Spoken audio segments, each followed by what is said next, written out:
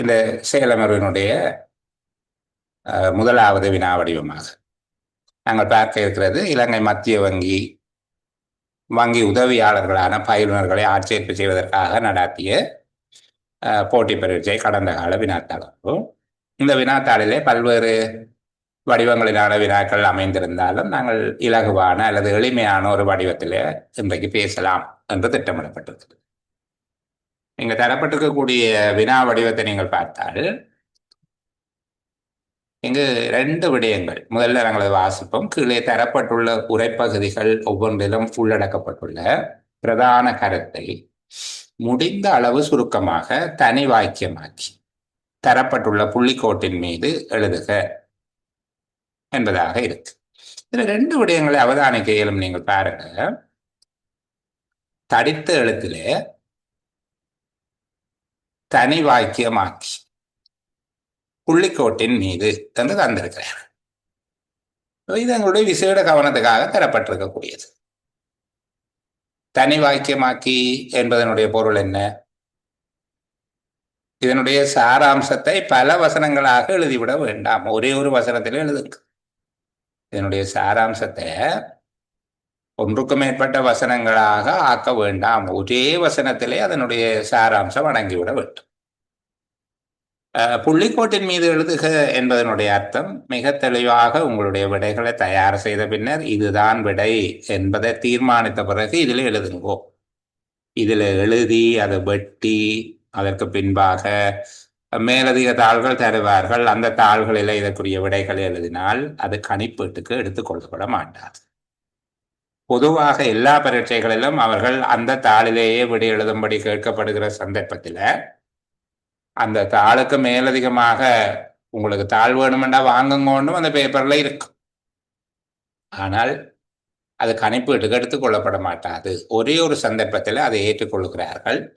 பெரிய எழுத்தாளர்களிடம், பெரிய எழுத்தாளர்கள் என்று சொல்லுகிறது பெண்ணும் பெரிய எழுத்தில் எழுதுவார்கள் தானே, அவர்களுக்கு அந்த இடம் போதாது. 250 சொற்களில் கட்டுரை எழுதுங்கள் அல்லது 80 சொற்களில் சுருக்கம் எழுதுங்கள் என்று சொல்லுகிற போது அந்த தரப்பட்ட இடம் அவர்களுக்கு போதாது.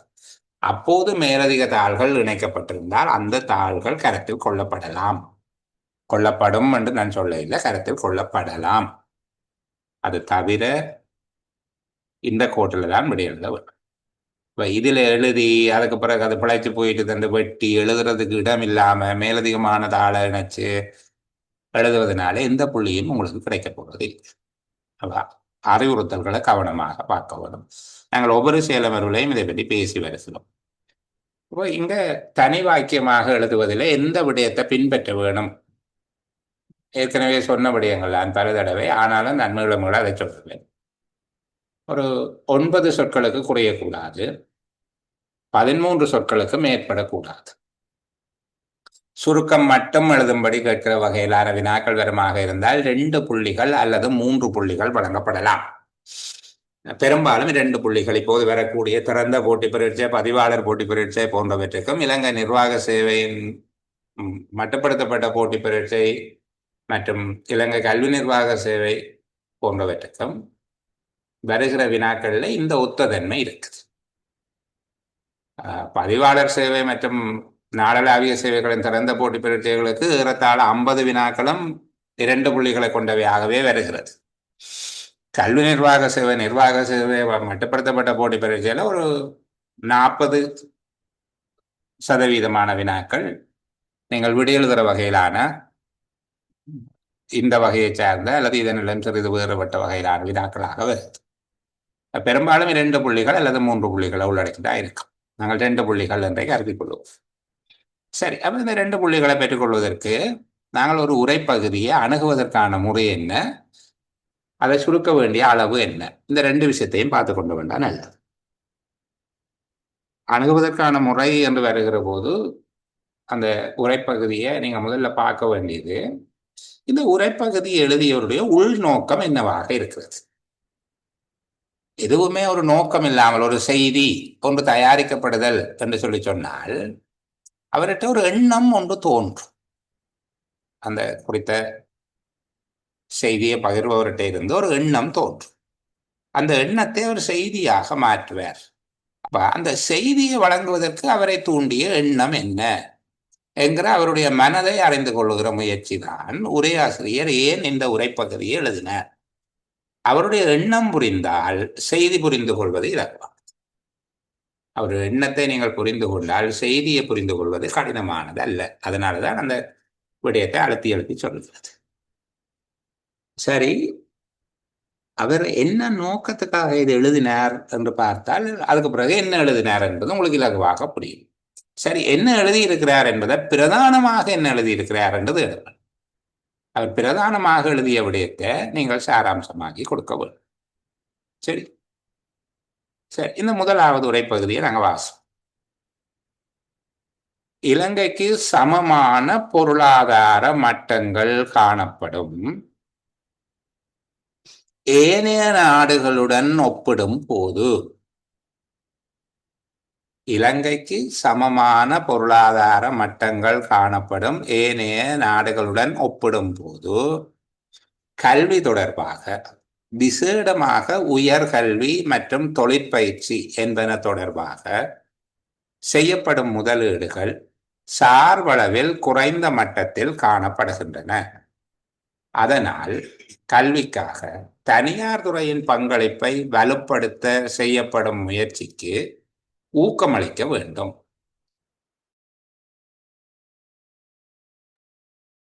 திரும்பவும் ஒரு தடவை வாசிக்கிறேன். இலங்கைக்கு சமமான பொருளாதார மட்டங்கள் காணப்படும் ஏனைய நாடுகளுடன் ஒப்பிடும்போது கல்வி தொடர்பாக, விசேடமாக உயர்கல்வி மற்றும் தொழிற்பயிற்சி என்பன தொடர்பாக செய்யப்படும் முதலீடுகள் சார்பளவில் குறைந்த மட்டத்தில் காணப்படுகின்றன. அதனால் கல்விக்காக தனியார் துறையின் பங்களிப்பை வலுப்படுத்த செய்யப்படும் முயற்சிக்கு ஊக்கமளிக்க வேண்டும்.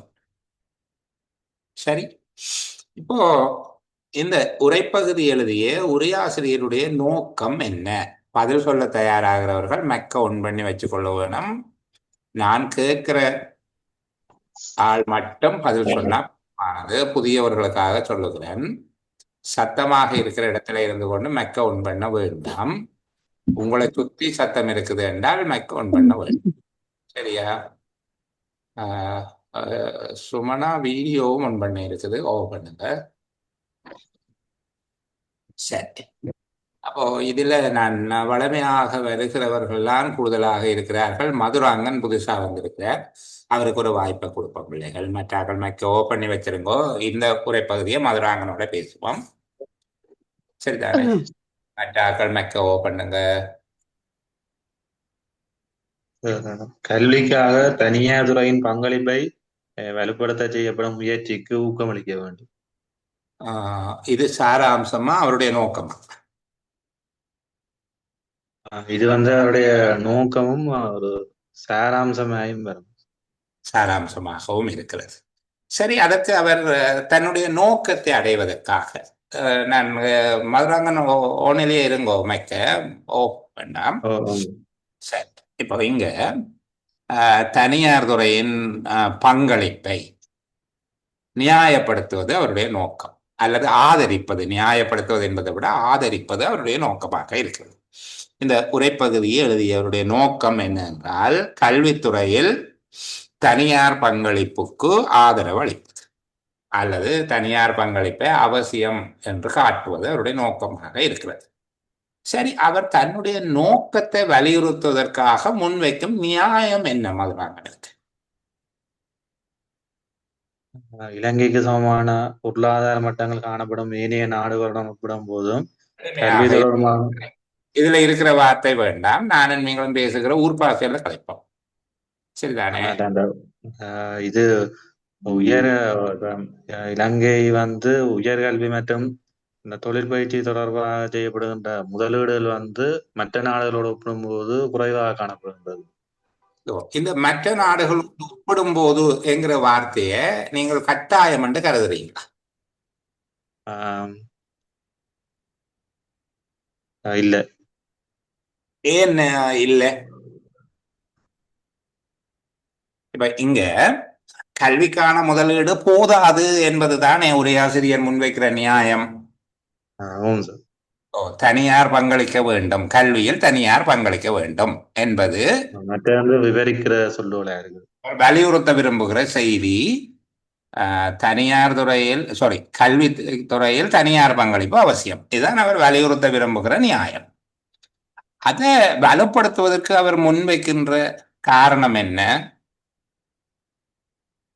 கல்வியில் செய்யப்படுகிற முதலீடு போதாது. விளங்குதானே மதுராங்க? ரெண்டும் நான் நீங்களும் சரி. போதாதுங்கிறது எப்படி அளக்கிறேன்? போதாது என்பதை எப்படி அளக்கிறேன்? அந்த இது செய்யப்படுகிற முதலீடுகள் குறைந்த மட்டத்தில் காணப்படுகின்றன. அதுதான் சொல்றேன், போதாதுண்டா குறைந்த மட்டத்தில் காணப்படுது. அந்த குறைந்த மட்டத்தில் காணப்படுகிறது என்பதை எப்படி அளக்கிறது? குறைவாக காணப்படுது என்று சொல்லி அங்க ஒரு அளவுகோல் இருக்கு. இப்ப ஒரு விஷயம் போதாது என்று சொல்றதாக இருந்தா இப்படி யோசிங்களே. இப்ப மதுராங்கனுக்கு தந்த சாப்பாடு போதாது.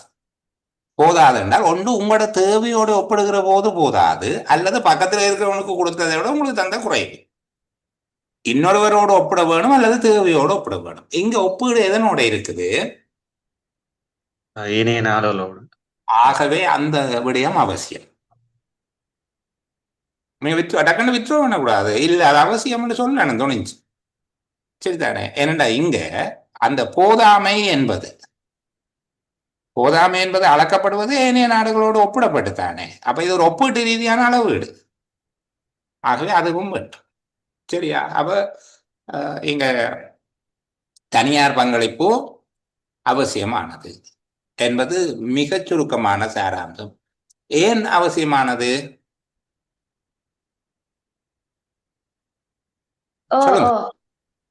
சரியா? மெக்க ஒன் பண்ணி ஓம் சொல்ல தேவையில்லை. நீங்க மெக்க ஓ பண்ணி போட்டே ஓம் இல்லை எல்லாம் சொல்லுங்க. மதுராங்கன் சொல்லுங்க.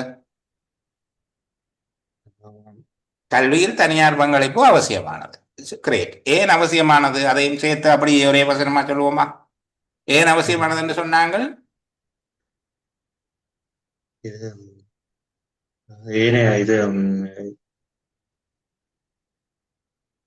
சிக்கனமாகவும் சொல்லணும், இருக்கிற விடயமும் பெற வேணும். சொல்லுங்க, பரவாயில்ல. இங்க படிக்கிறது தானே வந்திருக்கிறோம், எல்லாம் தெரிஞ்சா இங்க என்னது செஷன்ல இருக்கிறோம்.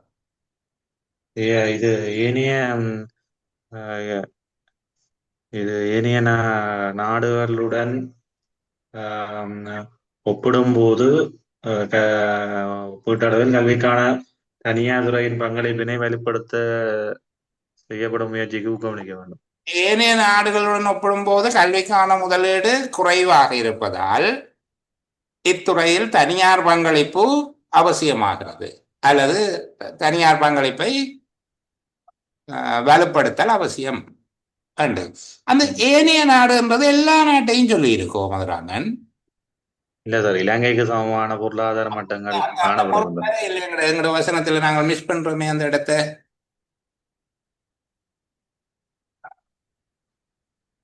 ஏனைய நாடுகளோடு ஒப்பிடும்போது என்று சொல்லுகிறது சில வேளை ஆப்பிரிக்கன் கண்ட்ரிஸாகவும் இருக்கிறான் தானே ஏனைய நாடு. அப்ப நாங்கள் சொல்லணுமே அந்த இலங்கைக்கு சமனான பொருளாதார மட்டங்கள் காணப்படும் என்று சொல்லி அவ்வளவு விடயத்தையும் இப்படி சொல்ல போறீங்க. சுருக்கமாகவும் சொல்லணும். இதே சுருக்கமா தான் இருக்கு, இதை விட சுருக்கமா சொல்லணும். ரொம்ப கஷ்டப்படுறீங்களோ வந்து யோசிக்கிறீங்க இல்லையா? புதுசா வருகிற போது அப்படித்தானே இருக்கு. எங்களோட பிள்ளைகள் கஷ்டப்படுவதற்கே நிறைய பேர் தயாரா இருக்கிறாங்க. இப்போ பதில் சொல்றதுக்கு நம்மளை விடுறாங்க இல்லையே, நம்மளை கட்டி வச்சுட்டாங்களே, சில்மி கொஞ்சம் வெயிட் பண்ணுங்க, நான் அவர்கிட்ட கதைச்சிட்டு உங்களை சரியா? அப்படி நிறைய பேர் அந்த சின்ன தம்பி படத்துல வருவாரே ஒரு ஆளு, நமக்கு கல்யாணம் அந்த மாதிரி நிறைய பேர் இருக்கிறாங்க. நீங்க அப்படி யோசிக்கிறீங்களா? நாம சிக்கிட்டோம் என்று சொல்லி புதிதாக சிந்திப்பதற்கு உரையாடல் என்பது ஒரு உரத்த சிந்தனை. நானும் நீங்களும் பேசினால் ரெண்டு பேரும் உரையாடுகிற போது சிந்தனை இன்னும் கொஞ்சம் புதுசா வருமா, அதுதானே என்னன்னு நீங்களே டக்குன்னு சொல்லுவீங்க ரெண்டு பேரும் கதைச்சு கொண்டிருக்கிற போது. அதுக்காக தான் பேசிக்கொண்டு. இலங்கைக்கு சமனான பொருளாதார மட்டங்கள் காணப்படும் ஏனைய அவ்வளோத்தையும் ஒரு சொல் அல்லது இரண்டு சொல்ல சொல்ல முடியுமான்னு முயற்சி செய்யுங்க. அபிவிருத்தி அடைந்து வருகின்ற என்று சொல்லலாமா சார்? வெயிட் மதுராங்கனுக்கு தான் வாய்ப்பு கொடுத்திருக்கிறோம். சரி, அவர் இலங்கை போன்ற வளர்ந்து வருகின்ற இலங்கை போன்ற இலங்கை போன்ற வந்து வளர்ந்து வரும் சொல்ல தேவையில்லை. இலங்கை வளர்ந்து வருகிற எல்லாருக்கும் தெரியும் தானே. பிறகு அந்த கதை இலங்கை போன்ற இலங்கை போன்ற நாடுகளுடன் ஒப்பிடும் போது நாடுகள் ஒப்பிடும் போது கல்விக்கான தனியார் துறையின் பங்களிப்பினை வலுப்படுத்த செய்யப்பட வேண்டும். கல்விக்கான முதலீடு குறைவாக காணப்படுவதா? இலங்கை போன்ற நாடுகளுடன் ஒப்பிடும் போது கல்விக்கான முதலீடு குறைவாக இருப்பதால் இத்துறையில் தனியார் பங்களிப்பை வலுப்படுத்தல் அவசியம். விளங்கிச்சா மதுராங்கன்? சொல்லப்பட்ட பொருள் எல்லாம் வந்து இலங்கை போன்ற நாடுகளோடு ஒப்பிடும்போது கல்விக்கான முதலீடு குறைவாக இருப்பதால் இத்துறையில், எத்துறையில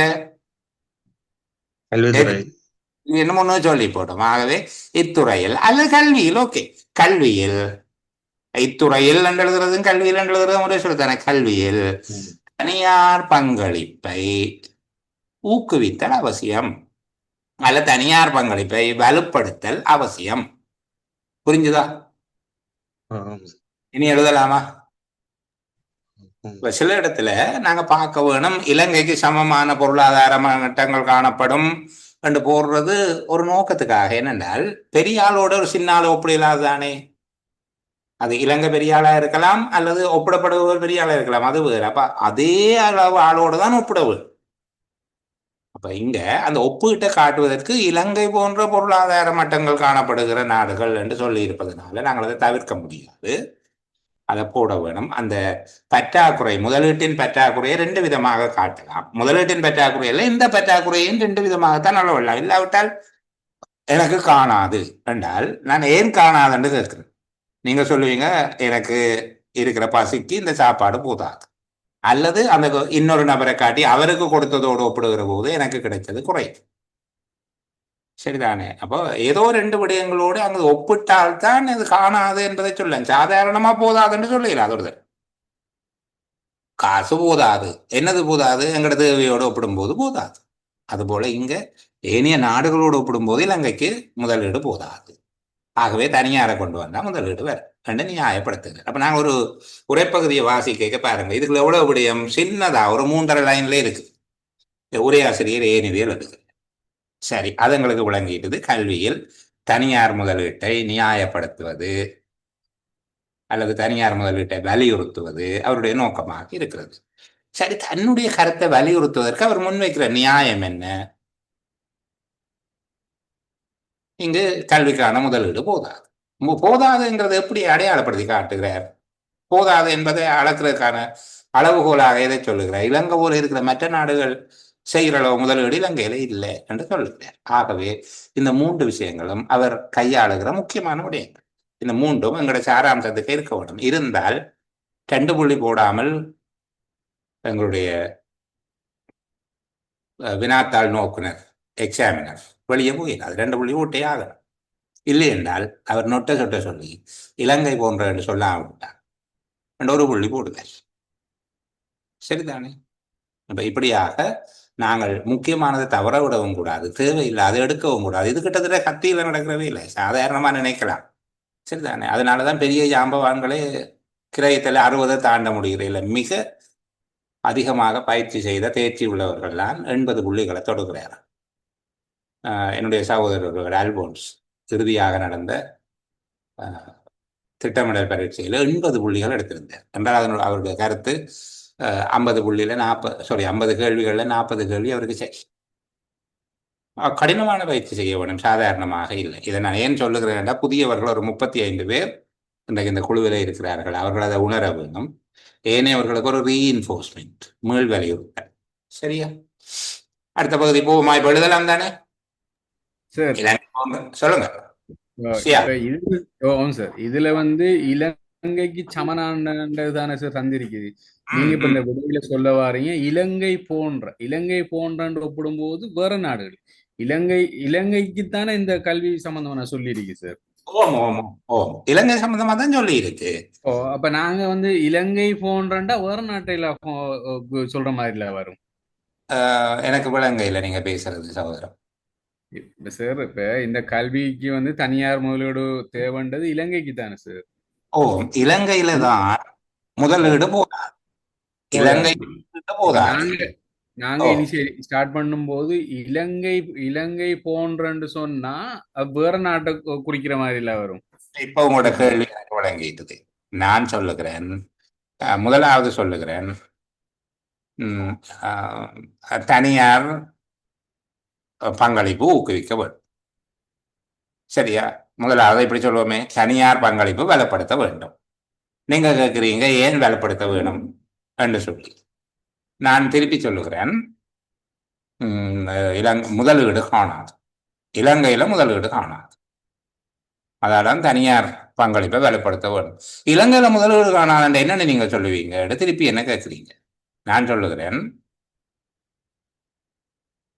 இலங்கை மாதிரியான மற்ற நாடுகளோடு ஒப்படைக்க இலங்கைக்கு முதலீடு போதாது. இலங்கை போன்ற நாடுகளுடன் ஒப்பிடும் போது கல்விக்கான முதலீடு எங்க போதாது? இலங்கையில தான் போதாது. புரிஞ்சுதா சியாக பேசுறது? நீங்க கேட்ட கேள்விக்கு விட கிடைக்குதா? அவரை காண. சரி, ஓம் சார். நான் முதல் கேட்கிறேன் ஐயா, முதலாவது சொல்றேன் பிரதானமா, தனியார் பங்களிப்பை வலுப்படுத்த வேணும்.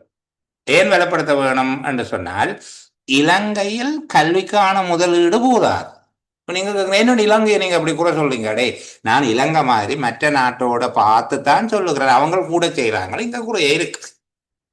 அதனாலதான் இலங்கை போன்ற நாடுகளுடன் ஒப்பிடும் போது இலங்கையில் கல்விக்கான முதலீடு குறைவாக இருக்கிறது. இதுதான் இந்த சாராம்சம். புரிஞ்சுதா?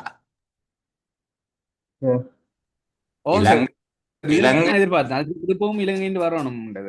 ஓ இல்ல, அது போட்டா சொற்கள் அதிகரிக்கும், அதை புரிஞ்சு கொள்ளுவீங்கன்னு. இதுதான் விஷயம். இதுதான் கருத்து முரண்படக்கூடாது. அந்த கருத்தை முரண்படுகிறது என்று தோன்றினா ஒரு இலங்கை போடுவதில் நட்டம் இல்லை.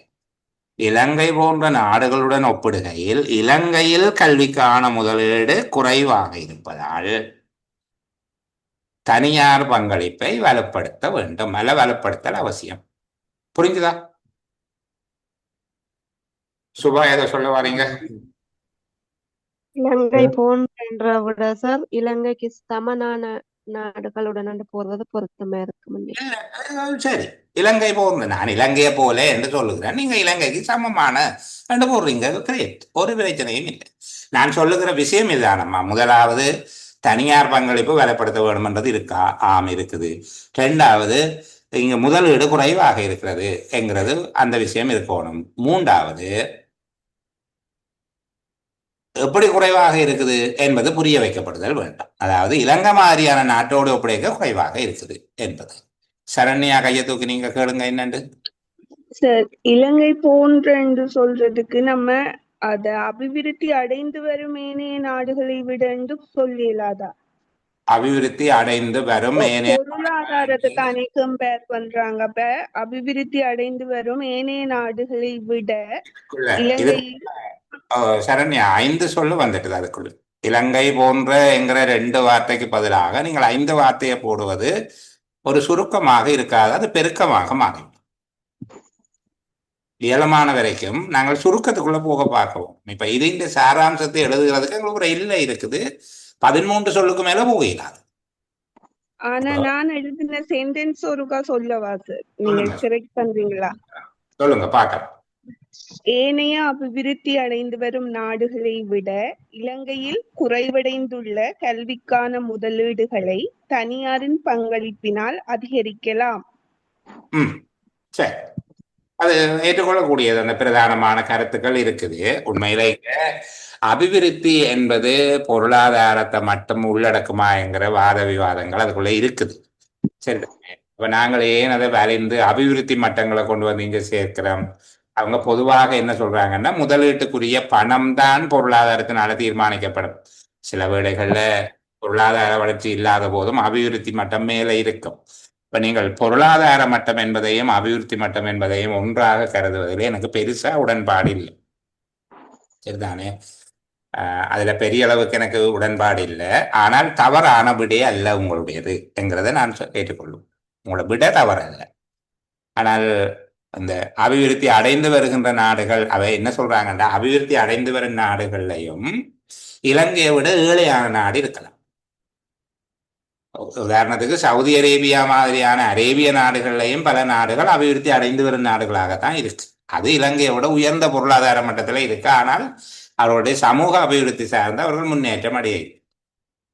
இலங்கையை விட மோசமான அபிவிருத்தி மட்டத்தில் இருப்பார்கள், ஆனால் பொருளாதார மட்டத்தில் அவர்கள் உயர்வாக இருப்பார்கள். இங்க சொல்லப்பட்டிருக்கக்கூடியது அந்த முதலீட்டுக்கு தேவையானது பணம் மட்டும்தானே, வருமானம் மட்டும்தானே. எங்க பொருளாதாரம் என்பது வருமான மட்டத்தை மட்டும்தான் சொல்லப்படுது. அதனாலதான் நான் இலங்கை போன்ற அல்லது இலங்கைக்கு சமமான என்கிற வார்த்தையை சொன்னேன். நாங்கள் அபிவிருத்தி அடைந்து வரும் என்று சொல்லுகிற போது அது இலங்கை போன்ற நாடுகள் அல்ல இலங்கை சமமான நாடுகள் என்பது அல்ல.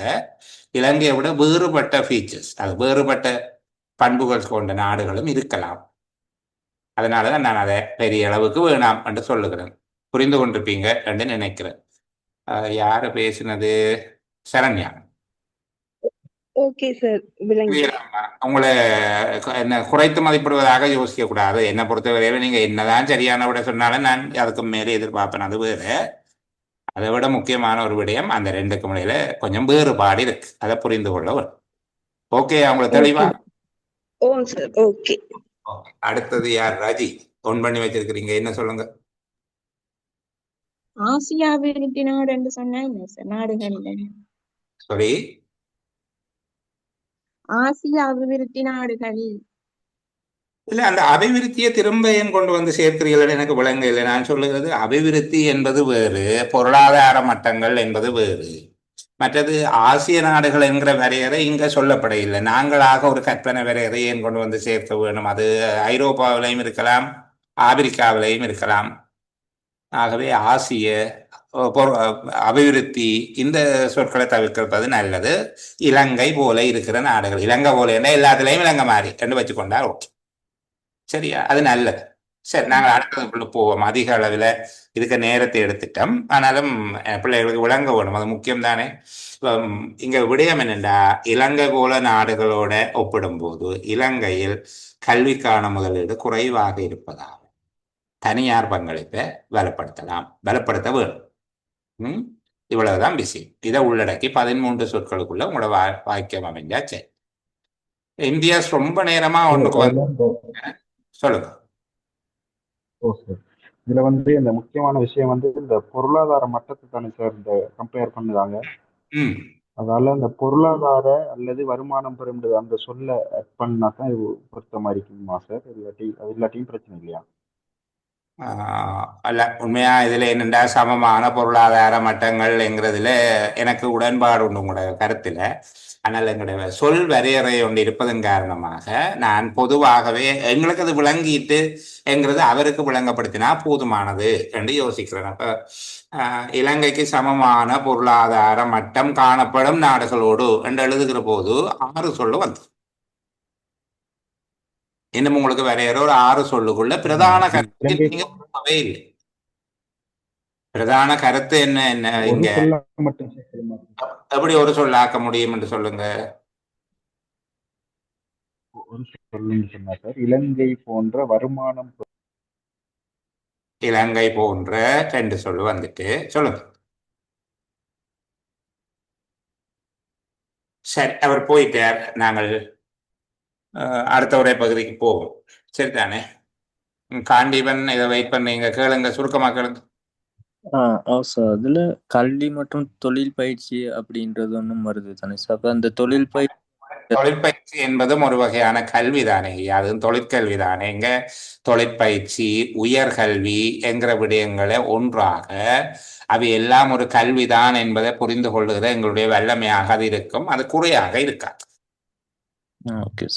உயர்கல்வி என்பதும் தொழிற்கல்வி என்பதும் அல்லது தொழிற்பயிற்சி என்பதும் அதுவும் ஒரு கல்விதான். சரிதானே? இதுல இருக்கிற இதுவே சுருக்கமாகத்தான் இருக்கு. நான் திரும்பவும் சொல்லுகிறேன், இதுல இது ஒரு இந்த வளவள வகையான உரைப்பகுதி அல்ல. இலங்கைக்கு சமமான பொருளாதார மட்டங்கள் என்று இருக்கக்கூடிய இந்த 4 சொல்லில 4 சொல்லுமே பெறுமதியானது. சரிதானே? ஏனைய நாடுகளுடன் ஒப்பிடும்போது கல்வி தொடர்பாக என்று சொல்லி போட்டு அதை கொஞ்சம் டிஸ்கிரைப் பண்றார் பாருங்க. விசேடமாக உயர்கல்வி மற்றும் தொழில் பயிற்சி என்பன தொடர்பாக. சரியா? அந்த கல்வி தொடர்பாக என்று சொல்லி போட்டு நான் அந்த பிரேக்கெட் பண்ண எடுத்து பாருங்க. விசேடமாக உயர்கல்வி மற்றும் தொழிற்பயிற்சி என்பன தொடர்பாக. அப்ப அதை கொஞ்சம் அவர் விவரிப்பதன் காரணமாக அந்த விவரித்தலை நாங்கள் தவிர்த்து போட்டு கல்வி தொடர்பான முதலீடுகள் என்று போகிறோம். இலங்கை போன்ற நாடுகளுடன் ஒப்பிடும்போது இலங்கையின் கல்வி தொடர்பான முதலீடுகள் குறைவாக இருப்பதால் அல்லது குறைந்திருப்பதால் தனியார் பங்களிப்பை ஊக்குவிக்க வேண்டும் அல்லது பலப்படுத்த வேண்டும். இந்த விதமாக அமைஞ்சாச்சு. சரி, நாங்கள் ஒரு உரைப்பகுதியோட இதுக்கு மேல செலவிடுவது பொருத்தமானதல்ல. பெரும்பாலும் புரிந்திருக்கும் என்று நினைக்கிறேன். புரியாதவர்கள் எனக்கு ஒரு வாய்ஸ் மெசேஜ் போடலாம். நான் இப்படி நினைச்சேன், நீங்க அப்படி சொன்னீங்க ஏன் என்று சொல்லி சொன்னா இயலுமான எல்லா சந்தர்ப்பங்களிலேயும் நான் அதுக்கு பதில் தரேன். அடுத்த பகுதிக்குள்ள போவேன். 2வது, கல்வித்துறையிலே பல்வேறு துறைகளில் குறிப்பிடத்தக்க வளர்ச்சியினை காணக்கூடியதாக உள்ளது.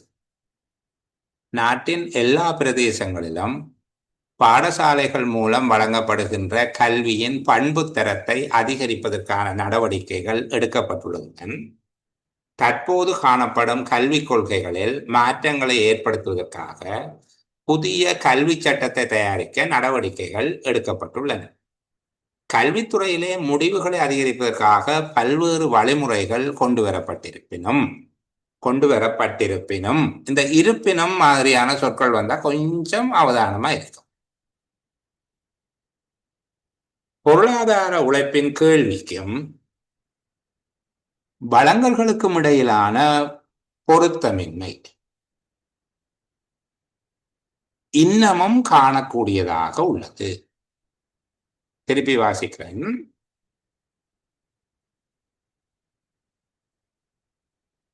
கல்வித்துறையிலே பல்வேறு துறைகளில் குறிப்பிடத்தக்க வளர்ச்சியினை காணக்கூடியதாக உள்ளது. நாட்டின் எல்லா பிரதேசங்களிலும் பாடசாலைகள் மூலம் வழங்கப்படுகின்ற கல்வியின் பண்பு தரத்தை அதிகரிப்பதற்கான நடவடிக்கைகள் எடுக்கப்பட்டுள்ளதுடன் தற்போது காணப்படும் கல்விக் கொள்கைகளில் மாற்றங்களை ஏற்படுத்துவதற்காக புதிய கல்வி சட்டத்தை தயாரிக்க நடவடிக்கைகள் எடுக்கப்பட்டுள்ளன. கல்வித்துறையிலே முடிவுகளை அதிகரிப்பதற்காக பல்வேறு வழிமுறைகள் கொண்டு வரப்பட்டிருப்பினும் பொருளாதார உழைப்பின் கேள்விக்கும் வழங்கல்களுக்கும் இடையிலான பொருத்தமின்மை இன்னமும் காணக்கூடியதாக உள்ளது.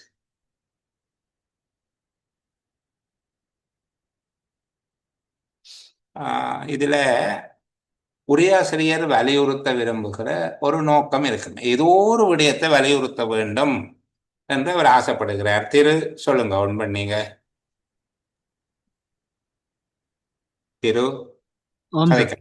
கதைக்கலாம். உரையாசிரியர் நோக்கம் என்ன? அவர் ஏன் இதை எழுதுகிறார்? இலங்கை இப்ப கல்வி ஒரு இலங்கை போன்ற நாட்டுல கல்வியை அபிவிருத்தி செய்யறதுக்கு பிரதான பிரச்சனையா இருக்கிறது பொருளாதார சிக்கனமின்மை என்று சொல்லுவாரு. புரிந்து கொள்ள இல்லை எனக்கு. வேற மாதிரி கொஞ்சம் சொல்லுங்களே. இலங்கை போன்ற நாடுகள்ல சார் கல்வியின் பண்பு தரத்தை அதிகரிக்கிறதுக்கு புதிய கல்வி சட்டத்தை ஏற்படுத்துறதுக்கும் இது ஏன் எழுதுகிறார் என்று சொல்லி கேட்கிறேன். அவர் இந்த உரைப்பகுதியை எழுதுவதனுடைய நோக்கம் என்ன? உரைப்பகுதியில இருக்கிற விடயம் நான் கேட்கல, சாராம்சம் கேட்க இல்லை. இதை ஏன் எழுதுகிறார்?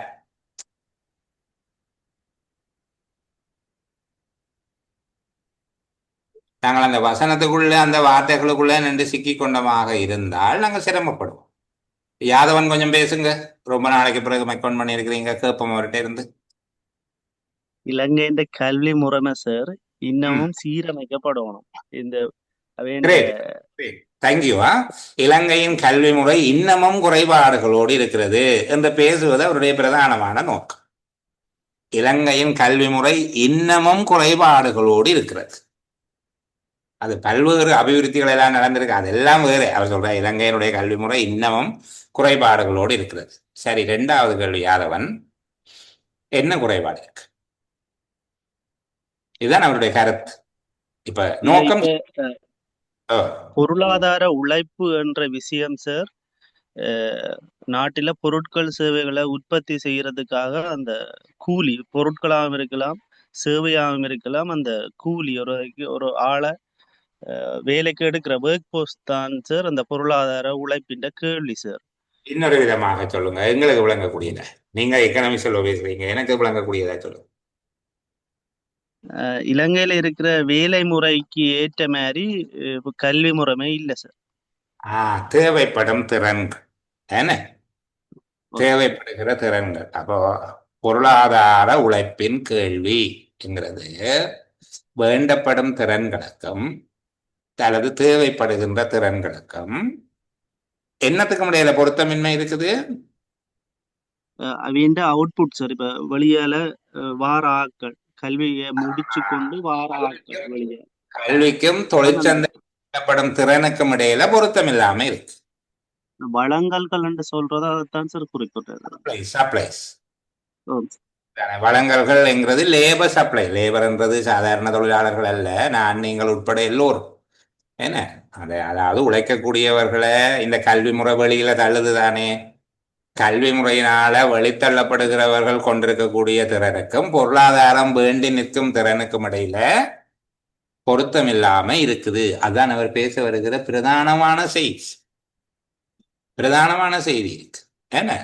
அப்படி பொருளாதாரத்தில் உழைப்பின் கேள்வி, நீங்க சொன்ன ஒரு பொருளாதார உழைப்பின் கேள்வி என்றால் தேவைப்படும் ஊழியர் திறன்களுக்கும் கிடைப்பனவுக்கும் பொருத்தமின்மை இன்னமும் காணப்படுகிறது. நாங்கள் இயலமான வரைக்கும் இந்த வார்த்தைகள்ல இருந்து வெளியில போனால்தான் எங்களுக்கு இந்த விஷயம் விளங்கிடுது. இப்ப அவர் சொல்ல வர பிரதானமான செய்தி இங்க முதலாவது நோக்கம் அழகா சொன்னீங்க, தேங்க்யூ. அந்த முதலாவது சொல்லுவோம் நோக்கம் என்ன சொன்னா, இலங்கையின் கல்வி முறை இன்னும் குறைபாடுடையது.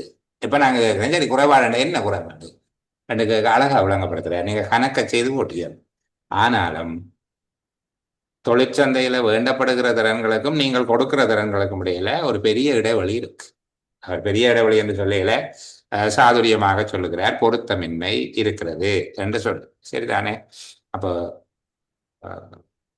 பொருளாதாரத்துல உழைப்பினுடைய கேள்விக்கும் அதனுடைய கிடைப்பனவுக்கும், உழைப்பு என்றது அந்த லேபர் அவர்களுக்கான டிமாண்ட் என்னென்ன விஷயங்கள் அங்கே தேவைப்படுகிறதோ அல்லது வேண்டப்படுகிறதோ, வேண்டப்படும் தொழிற்திறன்களுக்கும் கிடைப்பனவுக்கும் இடையில் பொருத்தமின்மை காணப்படுகிறது. அப்ப முக்கியமாக அதை எழுதுவோம், வேண்டப்படும் தொழிற்திறன்களுக்கும் கிடைப்பனவுக்கும் இடையில் பொருத்தமின்மை இன்னமும் காணப்படுகிறது.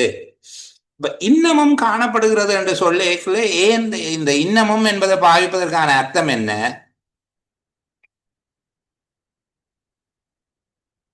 கல்வித்துறையிலே பல பல்வேறு வளர்ச்சிகள் ஏற்பட்டுள்ள போதும், சரிதானே, கல்வித்துறையில் பல்வேறு வளர்ச்சிகள் ஏற்பட்டுள்ள போதும் பொருளாதாரத்தில் என்னன்னு சொன்னான் அந்த வசனம், நீங்க எழுதி வச்சிருப்பீங்க, வேண்டப்படும் திறன்களுக்கும் கிடைப்பனவுக்கும் இடையில் இன்னமும் பொருத்தமின்மை காணப்படுகிறது. புரியுதா பிள்ளைகள்?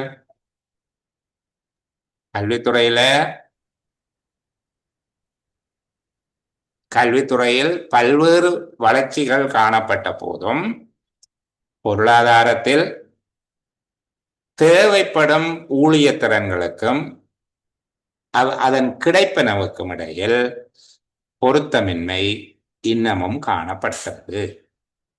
நான் ஒரு தடவை சொல்லிக்க ஒரு மாதிரி வேறும், நீங்கள் அதை புரிஞ்சு கொள்ளுவீங்க என்று நினைக்கிறேன். சரிதானே. நீங்கள் பொருளாதாரத்தில் தேவைப்படும் ஊழிய திறன்களுக்கும் அதன் கிடைப்பனவுக்கும் இடையில் பொருத்தமின்மை இன்னமும் காணப்படுகிறது என்று எழுதினால் அழகாக இருக்கும். திலக் ஏதோ கேட்க வாரீங்க, சொல்லுங்க. சார் இப்ப இதுல வந்து உரையாசிரியர் சொல்ல வர்றது என்னன்னு சொன்னா சார், இந்த இப்ப இருக்கிற கல்விக்கும் அந்த பொருளாதாரத்துக்கும் ஒரு தொடர்பு வந்து இன்னுமே பூரணமா இல்லைங்கிறதா சொல்ல வரா சார். முக்கியம் அதான். படிப்புக்கு ஏத்த வேலை இல்லைங்கிற மாதிரி தான் சொல்றாங்க. படிப்புக்கு ஏற்ற வேலைங்கிறத விட வேலைக்கு ஏற்ற படிப்பு இல்லை. Okay sir, thank you sir. படிப்புக்கு ஏற்ற வேலைங்கிறது அல்ல, வேலை இருக்குது, அந்த வேலைக்கு ஏற்ற திறன் நீங்கள் கொடுக்குற கல்வியில இல்லை என்று சொல்றோம். புரிஞ்சுதா திலக்? ஓகேயா? Thank you sir. Okay Madhura. Sir நான் எழுதினதில்ல இன்னும் பிள்ளைன்ற ஒரு காசு இல்லையுமா சார்?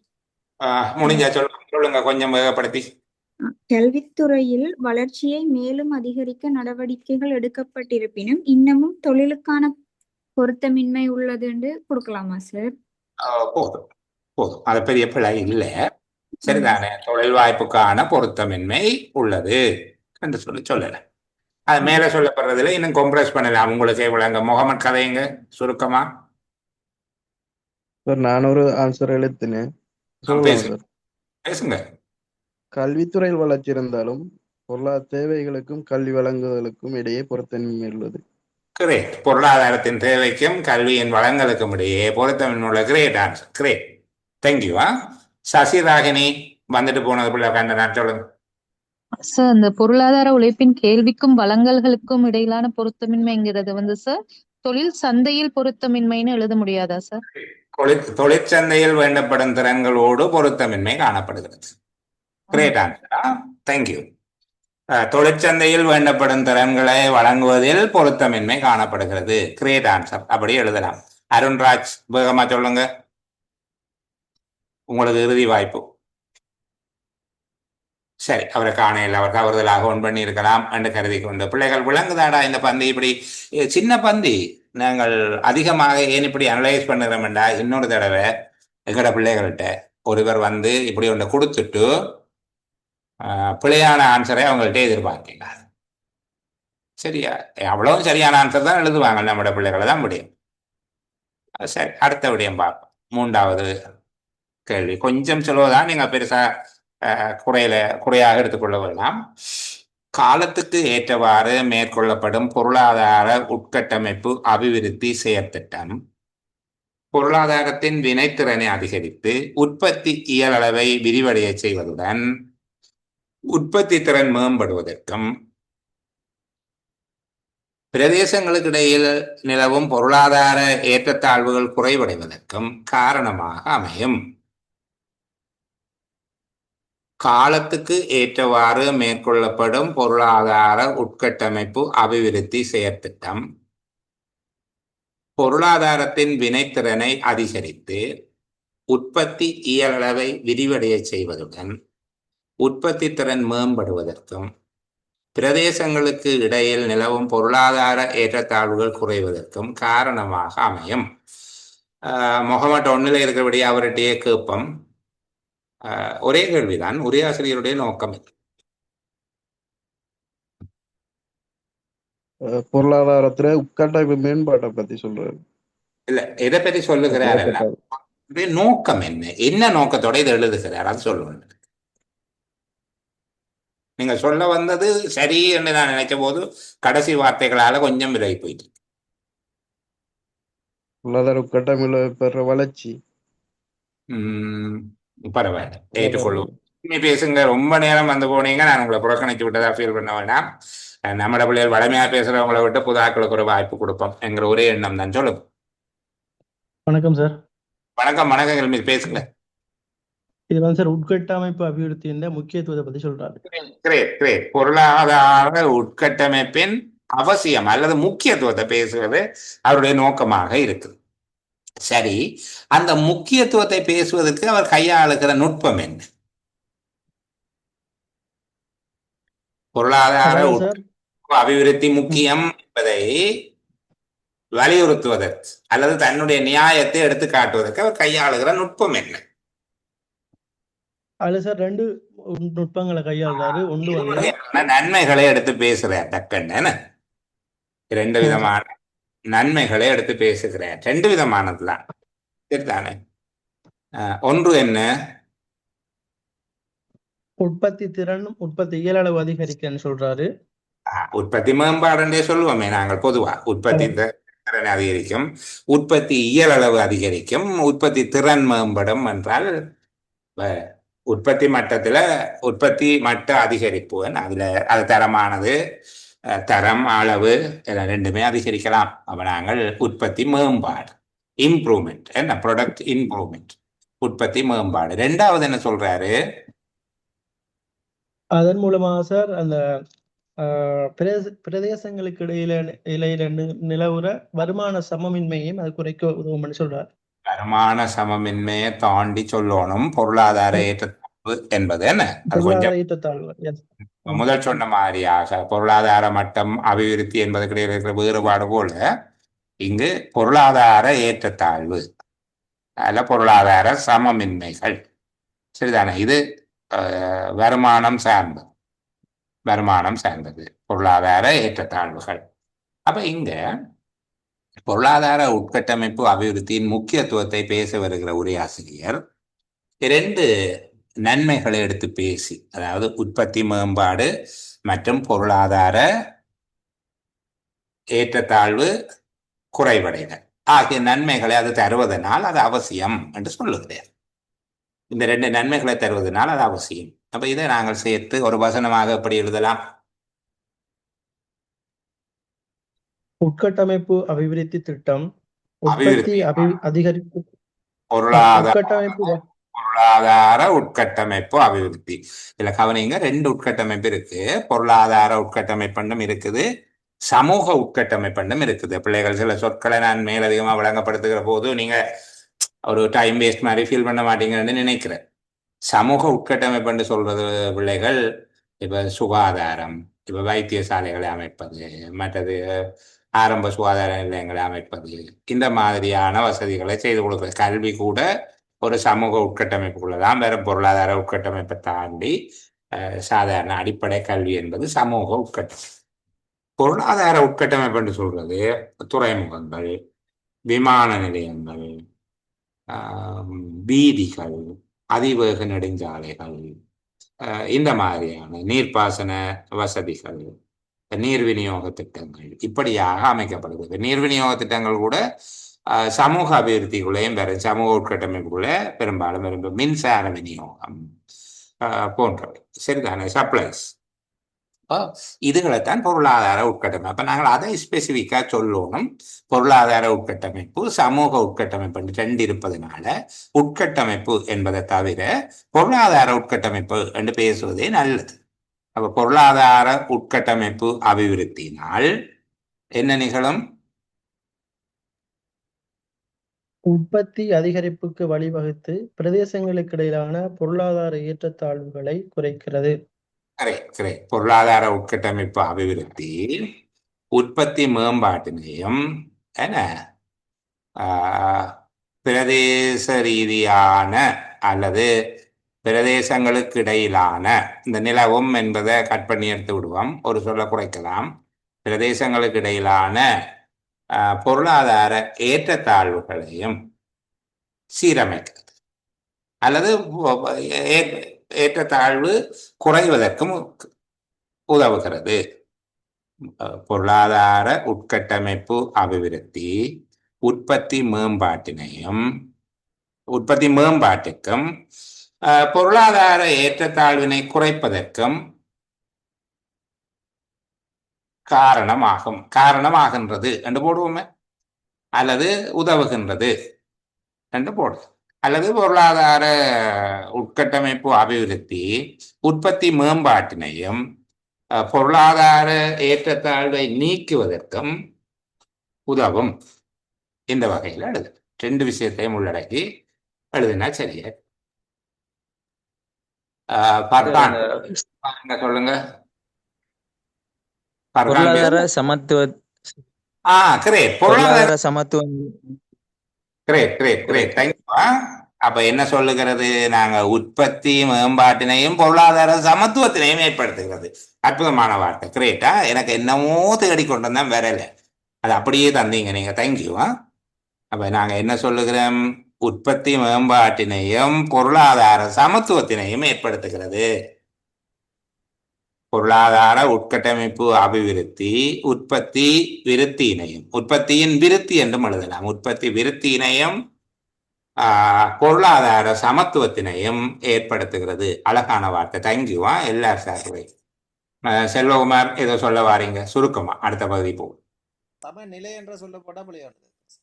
சமநிலைங்கிறது சில வேளையில வேறு விதமா பொருள் கொள்ளப்படும். சமத்துவம் கிரேட், ஈக்குவாலிட்டியா. முகமது பேசுங்க சார். இதுல பொருளாதார உட்கட்டமைப்பு அபிவிருத்தி வருது, அதுக்கு அடுத்த பொருளாதார வினைத்திறன் அதிகரிக்கிறவர் வளர்ச்சி அப்படின்னு வரும். இவ்வளோத்தையும் சேர்த்து நாங்க மற்ற பகுதியை அழைச்சு காட்டுறேன் உங்களுக்கு. மற்ற பகுதியை முதல்ல நாங்கள் டிலீட் பண்ணுமா. பொருளாதாரத்தின் வினைத்திறன் அதிகரித்து அதனால உற்பத்தி இயலளவை விரிவடைய செய்வதுடன் உற்பத்தி திறன் மேம்படுவதற்கும் இவ்வளவு ஒரு விடயம். இப்ப நாங்கள் இதைத்தான் சொல்லுகிறோம், உற்பத்தி விரிவாக்கம் என்று சொல்றோம். அது வினைத்திறன் அதிகரிக்கிறதுங்கிறது அதன் எஃபிசியன்சி கூடுது. அதுக்கு பிறகு முந்தினதை விட அவர்கள் கூடுதலாக உற்பத்தி செய்யக்கூடிய வல்லமையை பெறுகிறார்கள். சரிதானே? அதுக்கு பிறகு அது ஒரு உற்பத்தி திறனுங்கிறது வினைத்திறனும் விளைதிறனும் என்று சேர்ப்பார்கள். 2 திறன்களை சேர்த்து உற்பத்தி திறன் சொல்வார்கள். அதாவது தரமான, அதேவேளை எண்ணிக்கையில அதிகமான, குவான்டிட்டி குவாலிட்டி ரெண்டும் அதிகரிப்பது வினைத்திறனாக இருக்கும். வெறுமனே அதிகரிப்பு மட்டும் இல்லை, குவான்டிட்டி குவாலிட்டி ரெண்டும் அதிகரித்தால் தான் வினைத்திறன். அப்போ ஒட்டுமொத்தமாக நாங்கள் உற்பத்தி விரிவாக்கம் அந்த வார்த்தையை பயன்படுத்தி கொண்டோம். அடுத்தது பிரதேசங்களுக்கு இடையில் நிலவும் பொருளாதார ஏற்றத்தாழ்வுகள் குறைவடைதல் என்பதற்கு அழகான வார்த்தை சகோதரர்கள் தந்தார். அவருடைய பேரை மறந்துட்டேன். என்ன சொன்னார்? பொருளாதார சமத்துவம்.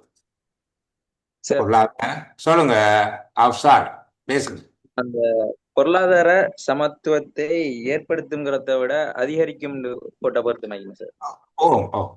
பொருளாதார சமத்துவத்தையும் மேம்படுத்தும். அப்ப உற்பத்தி விருத்தியினையும் பொருளாதார சமத்துவத்தினையும் மேம்படுத்தும், அதிகரிக்கும். கிரேட், நல்லா உண்டாக்க மாட்டா சமத்துவமே இல்லாம போயிடும். இங்க குறைக்க மாட்டேதானே சொல்லியிருக்கிறாரு என்ன? அப்ப அதனால பொருளாதார சமத்துவத்தை மேம்படுத்தும், அதில் அதிகரிக்கும். கிரேட். சரி, ராஜி ஏதோ சொல்ல வாரீங்க அவங்களுக்கு. சொல்லுங்க. ரெண்டாவது கேள்வியில பொருளாதார உழைப்பின் கேள்விக்கும் வளங்களுக்கும் இடையிலான பொருத்தமின்மை என்பது கல்வி அபிவிருத்தி கூடுதலாக இருக்கிறதும் அதால கீழுழைப்பண்டு போடலாம். இல்ல, நீங்க சொல்லுங்க பகுதியை வேற விதமாக புரிந்து கொண்டிருக்கிறீங்க. உங்களோட புரிதலை குறை சொல்லிடாது. இதுல இருக்கக்கூடிய ஒரு குழப்பம் இருக்குத்தான். ஆனால் பொருளாதார உழைப்பின் கேள்வி என்றது பொருளாதாரத்துல ஊழியர்களுக்கு இருக்கக்கூடிய கேள்வி. என்னென்ன வகையான ஊழியர்கள் தேவை என்று சொல்லி பொருளாதாரம் கேட்டுக்கொண்டு நிற்கும் தானே. எனக்கு ஒரு 10 நர்சஸ் வேணும், 25 டாக்டர் வேணும், பராமெடிக்கல் ஆஃபீஸர்ஸ் இவ்வளோ பேர் வேணும் என்று சொல்லி பொருளாதாரம் அந்த லேபர்ஸுக்குரிய டிமாண்டை கொடுத்து கொண்டிருக்கும். ஆனால் இவர்கள் கலைத்துறை பட்டதாரிகளையும் வணிகத்துறை பட்டதாரிகளையும் நுண்கலை பட்டதாரிகளையும் கல்வித்துறை வழங்கி கொண்டிருக்கும். அதுதான் பொருளாதாரத்தில் லேபர்ஸுக்கான டிமாண்டுக்கும் லேபர் சப்ளைக்கும் இடையில ஒரு டீவியேஷன் ஒன்று இருக்குது என்பதுதான் இதனுடைய பொருளாக இருக்கும். சரிதானே? இப்போ உங்களுக்கு தெளிவாக இருக்கு நான் நம்புகிறேன். சரி, ஓகே ஓகே. அப்போ மூன்றாவது சரி, மூன்றாவது ஓகே தானே பிள்ளைகள்? அங்கே போவோம். யூட்ட ஏதோ சொல்ல வாரீங்க, ரொம்ப நேரம் மனக்குறையோட இருக்கிறீங்க. யூட்ட நான் அந்த காலத்துக்கு ஏற்ற வாரன் இருக்கு, அதை போட தேவையாக்கு அது கொஞ்சம் கூட போது அளப்பு. சரிதானே? அதாவது அது தேவைக்கு ஏற்றபடி, அதாவது காலத்துக்கு ஏற்ற வகையில இது அதிகரித்தல் என்கிறது ரொம்ப முக்கியம். இல்லை இப்ப இங்கே அவற்றை நோக்கம் உங்களுக்கு புரிஞ்சது தானே. பொருத்தமான உட்கட்டமைப்பு வசதி என்ற வராதா? பொருத்தமான பொருளாதார உட்கட்டமைப்பு அபிவிருத்தி என்று உங்களுக்கு இடம் இருந்தா ஒரு சொல்ல போடுறதுல தடை இல்லை. பாருங்க, 13 கடக்க இல்லை என்றால் பொருத்தமான பொருளாதார உட்கட்டமைப்பு அபிவிருத்தியினால் உற்பத்தி விரிவாக்கமும் பொருளாதார சமத்துவமும் தூண்டப்படும் என்று எழுதினாலும் கிரேட், ஒரு பிரச்சனையும் இல்லை. ஹஃப்ராத் திருப்பி எதை பேச போறீங்க என்ன சொல்லுங்க. ஓ சார், சாரி டிஸ்டர்ப்டா. இந்த காலத்துக்கு ஏற்ற பொருத்தமானங்கிறத விட காலத்துக்கேற்றங்கிறது பொருத்தமான சொல்லித்தானே சார். சரி, அப்ப அப்படி போடுவோமா? அப்ப காலத்துக்கு ஏற்ற பொருளாதார உட்கட்டமைப்பு அபிவிருத்தியினால் உற்பத்தி விரிவாக்கமும் பொருளாதார சமத்துவமும் தூண்டப்படும். சொல்லுக்குள்ள நிக்குது கொண்டு பாருங்க, ரெண்டா ஓகே. சரியா? Okay, great. அடுத்ததுக்கு போட்டா சரி. புதுசா இருக்கிறாங்க யோசிப்பாங்க, ரொம்ப நேரமா போட்ட வெட்டுறானேப்பா என்னடா. ஏதாவது படிச்சுட்டுவோம்னு பார்த்தால் அதுக்காக நீங்க கேள்வி கேட்காம விட வேணாம். புதாக்கள் ஒருத்தரும் கேள்வி கேட்ட மாதிரி இல்லை, 2 பேர் தான் புதுசா வந்த ஆக்கள் பேசுறாங்க போல இருக்கு. பார்ப்போம். சுய விருப்பு ஓய்வூதிய நிதியம் 2 விதங்களில் தேவைகளை பூர்த்தி செய்வதாக தயாரிக்கப்பட்டுள்ளது. சுய விருப்பு ஓய்வூதிய நிதியம் 2 விதங்களில் தேவைகளை பூர்த்தி செய்வதாக தயாரிக்கப்பட்டுள்ளது. முதலாவதாக, இந்த நிதியம் அதன் உறுப்பினர்களுக்கு அவர்களின் ஓய்வு வாழ்க்கை முழுவதும் சமூக பாதுகாப்பையும் நிதிசார் உறுதிப்பாட்டையும் வழங்குகிறது.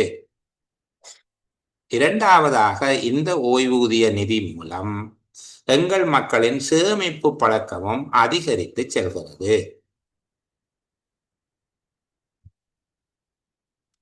திருப்பி வாசிக்கிறேன். சுய விருப்பு ஓய்வூதிய நிதியம் 2 விதங்களில் தேவைகளை பூர்த்தி செய்வதாக தயாரிக்கப்பட்டுள்ளது.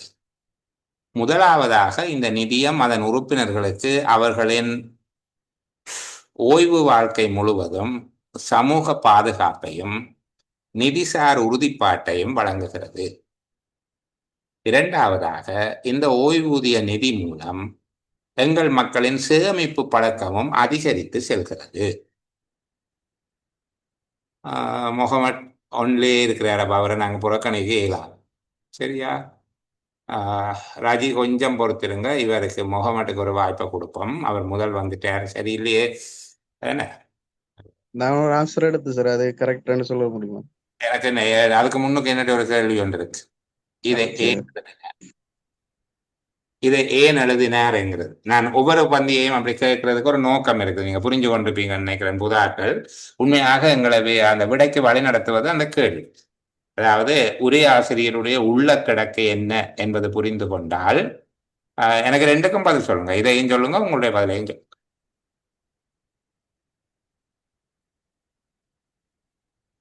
மக்களுக்கு வந்து ஓய்வூதியக்காரர்களுக்கு ஏற்படுற நிலைமை, ஓய்வூதிய நிதிய உறுப்பினர்களுக்கு. தனுஷா ஏதோ சொல்ல வாரீங்க. தனுஷாவா சரியா உச்சரிக்க தெரியாது உங்களுடைய பேரு. சார், ஓய்வூதிய நிதியத்தின் முக்கியத்துவத்தை சொல்லுவாரு 2 காரணங்களை கூறி. ஓய்வூதிய நிதியத்தினுடைய பயன்பாட்டை சொல்வதும் எடுத்துக்கொள்ளலாம். சகி கையை தூக்கினாங்க, சொல்லுங்க என்னன்னு. ஓம் சார், அந்த பயன்பாட்டை சொல்றாங்க, சொல்ல வந்ததுக்கு நீங்க சொல்லிட்டீங்க. சுயவிருப்பு ஓய்வூதிய நிதியம் எவ்வாறு செயலாற்றுகிறது என்பதை பேசுவது அவருடைய நோக்கம். சரிதானே? அது 2 விதமான தேவைகளை பூர்த்தி செய்யும் வகையில் தயாரிக்கப்பட்டுள்ளது. சுயவிருப்பு ஓய்வூதிய நிதியம் 2 வித தேவைகளை பூர்த்தி செய்வதாக தயாரிக்கப்பட்டுள்ளது. இதுதான் சாராம்சம். முகமட், உங்களுடைய சாராம்சத்தை சொல்லுங்க, அதை கேட்போம், கேட்டுட்டு போவோம். சமூக பாதுகாப்பும் நிதி நிலைத்தன்மையும் சுயவிருப்ப ஓய்வூதிய நிதி உறுப்பினர்களுக்கு வழங்குகிறது. திருப்பி இருக்க வாசிங்க. சமூக பாதுகாப்பும் நிதி நிலைத்தன்மையும் சுயவிருப்ப ஓய்வூதிய நிதி உறுப்பினர்களுக்கு அளிக்கிறது. பரவாயில்ல, அதை ஏற்றுக்கொள்ளலாம். ராஜி, உங்களுடைய சொல்லுங்க. நீங்க அக்கௌண்ட்ல இருக்கிறீங்க. உறுப்பினர்களுக்கு ஓய்வு காலத்தில சமூக பாதுகாப்பையும் பணம் சார்ந்த உறுதிப்பாட்டையும் வழங்குகிறது. மற்றது இந்த ஓய்வூதிய நிதி மூலம் உறுப்பினர் தான் எவரினும் அவை இந்த சேமிப்பு பழக்கம் அதிகரித்து. சரி, உங்களுடைய விடைய வாசிங்க. என்ன சார்? விடைய சொல்லுங்க. நீங்க ஒரு சுருக்கம் ஒன்று சொல்லி வச்சிருப்பீங்க தானே? நான் சுருக்கத்தை இந்த பேப்பர்ல எழுதி கொண்டிருக்கேன். சரி, சும்மா நான் சொல்லுங்க. சுயவிருப்பு ஓய்வூதியம், அதன் உறுப்பினர்களின் சமூக பாதுகாப்பு, நிதிசார் உறுதிப்பாடு மற்றும் சேமிப்பு என்பவற்றை அதிகரிக்க செய்கிறது. சரி சரி சரி சரி. ஹில்மியோட நான் அடுத்த பந்தி போக போறேன்னு சொல்லுங்க. உங்களுடையதான் இறுதியானது. சுயவிருப்பு ஓய்வூதிய நிதியமானது ஓய்வு காலம் முழுவதும் சமூக பாதுகாப்பு, நிதிசார் உறுதி என்பவற்றை வழங்குவதுடன் சேமிப்பு பழக்கத்திற்கும் வழிவகுக்கிறது. சரி, ஏற்றுக்கொள்ளலாம், பிழை அல்ல. நாங்க பார்ப்போம். சுயவிருப்பு ஓய்வூதிய நிதியம் இரு விதங்களில் தேவைகளை பூர்த்தி செய்வதாக தயாரிக்கப்பட்டுள்ளது.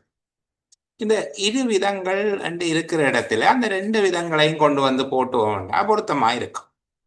சுயவிருப்பு ஓய்வூதிய நிதியம் ஒன்று நிதிசார் பாதுகாப்பு.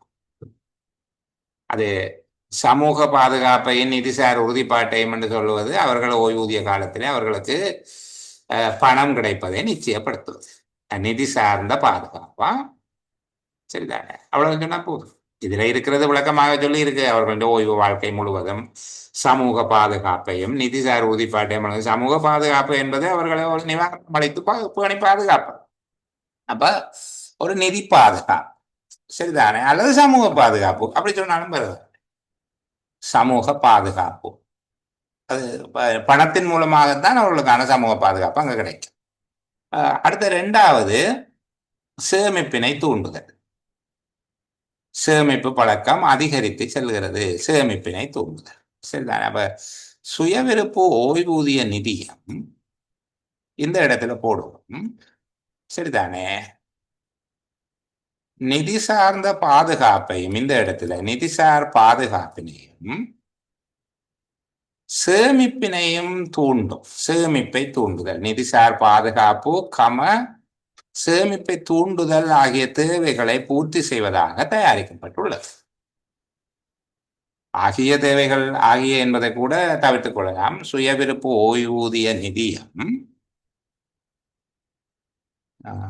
சமூக பாதுகாப்பு சேமிப்பை தூண்டுதல், அல்ல சேமிப்பை தூண்டுதல் என்று எழுதுவோம், சரிதானே?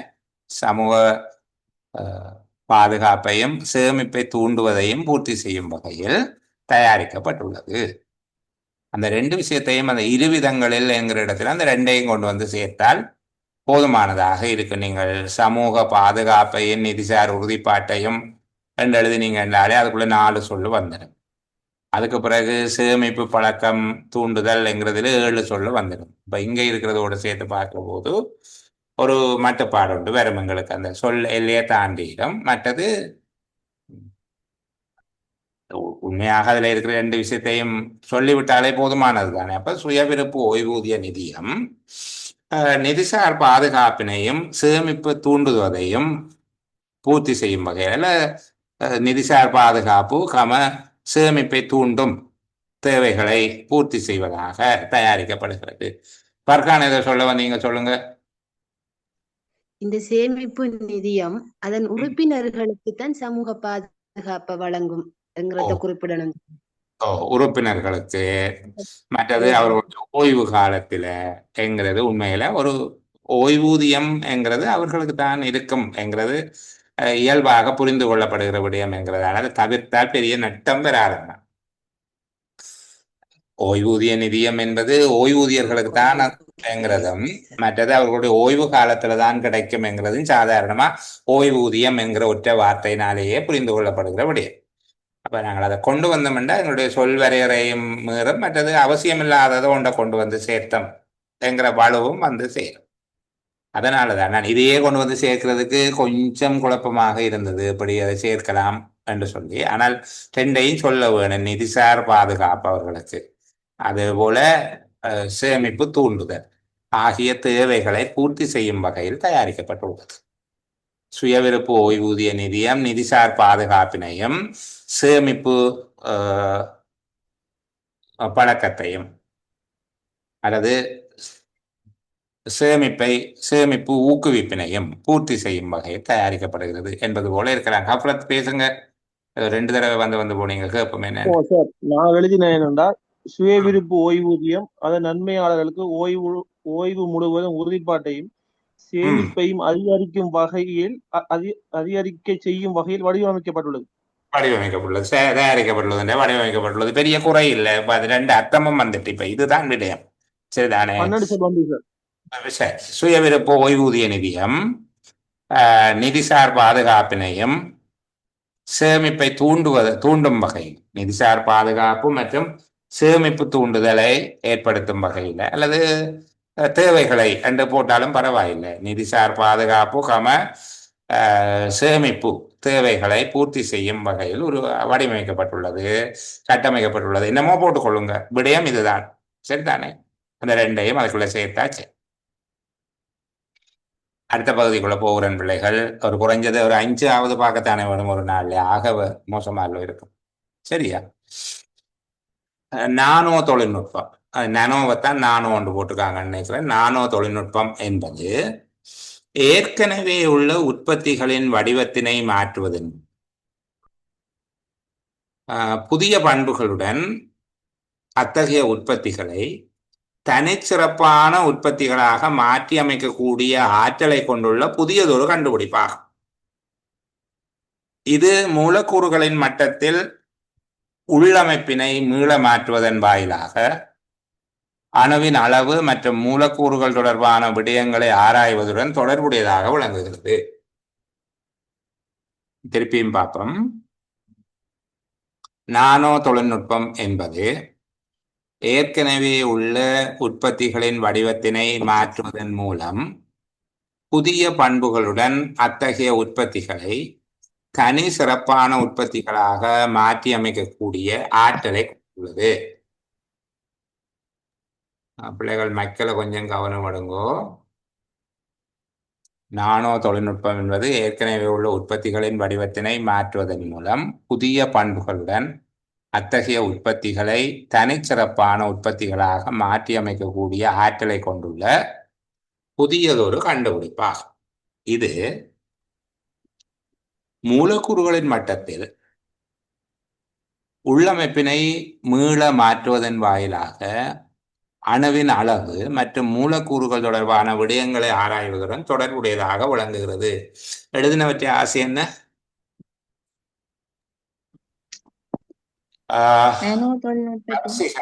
வர்சிகனா?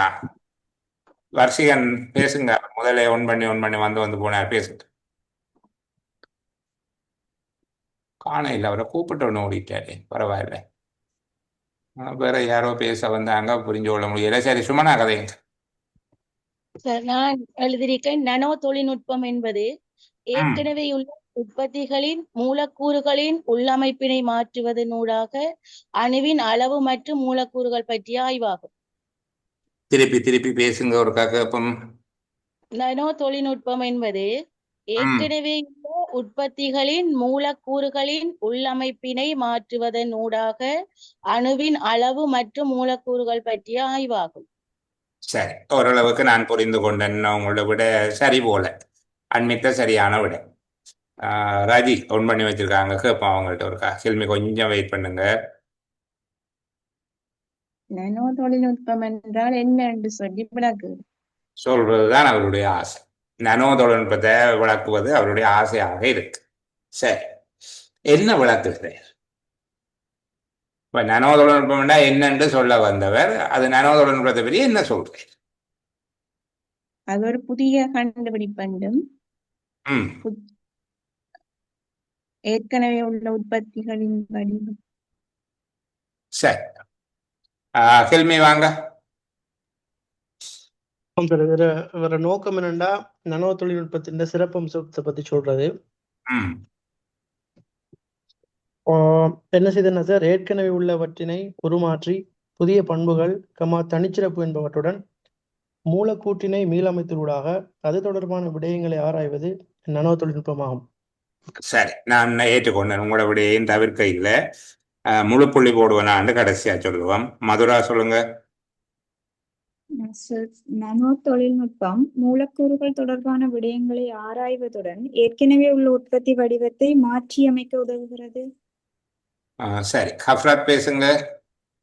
ஓம் சார். நானோ தொழில்நுட்பமானது ஏற்கனவே உள்ளவற்றை சிறப்பு உற்பத்திகளாக மாற்றும் கண்டுபிடிப்பாவதோடு அணுவின் அளவு மூலக்கூறு அங்கால போனி. வளர்ச்சி. சரி, சொல்லுங்க சார் சொல்லுங்க. இல்ல சொல்லுங்க. Okay, continue. நானோ தொழில்நுட்பமானது ஏற்கனவே உள்ளவற்றை சிறப்பு உற்பத்திகளாக மாற்றும் கண்டுபிடிப்பாவதோடு அணுவின் அளவு மூலக்கூறு வளர்ச்சிக்கு ஆராய்வுடன் தொடர்புடையது. சரி, மூலக்கூறு இதனுடைய சாராம்சமாக எதை கருதுகிறேன் என்று சொல்லி சொன்னா, நானோ தொழில்நுட்பம், அதுல நானோ ஒன்று இருக்குது, நாங்க நானோ ஒன்று எழுதுவோம். நானோ தொழில்நுட்பம் ஏற்கனவே உள்ள உற்பத்திகளின் என்பதை நாங்கள் உற்பத்திகளை என்று மாற்ற போறோம். இந்த இடத்தையா ஏற்கனவே உள்ள உற்பத்திகளை புதிய பண்புகளுடன் தனிச்சிறப்பான உற்பத்திகளாக மாற்றி அமைக்கக்கூடிய புதியதொரு கண்டுபிடிப்பாகும். நான் மவுசால கீறுற போது கொஞ்சம் சொத்தி எல்லாம் கீறுபட போயிட்டு, சரிதானே? இப்ப நாங்கள் இங்க நானோ தொழில்நுட்பம் என்ன என்பதை பேசுவது தானே அவருடைய நோக்கம். அதை அவர் எப்படி பேசுகிறார்? நானோ தொழில்நுட்பம் அது சரியல்ல. நானோ தொழில்நுட்பம் ஏற்கனவே உள்ள உற்பத்திகளை